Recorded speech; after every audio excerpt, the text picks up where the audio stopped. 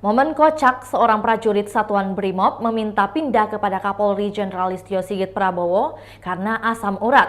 Pasalnya prajurit tersebut sudah bertugas di Papua selama 11 tahun lamanya. Momen itu dibagikan lewat akun Instagram Kapolri @Listio Sigit Prabowo pada Selasa 24 Januari 2023. Sang prajurit awalnya bertanya apakah mereka yang sudah bertugas di atas 15 tahun bisa pindah atau mutasi? Karena alasan banyak prajurit yang alami asam urat, mendengar itu Kapolri tertawa ngakak. Listio kemudian menantang apakah prajurit tersebut berani meminta izin pindah kepada Kapolda Papua Irjen MD Fakiri. Nyatanya sang prajurit mengaku tidak berani.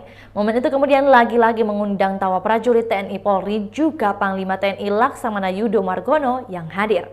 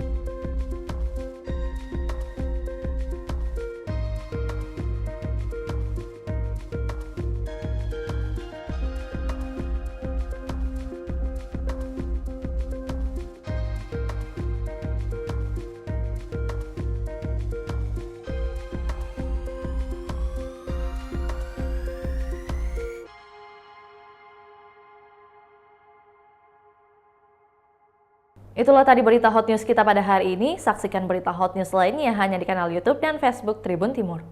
Terima kasih sudah nonton.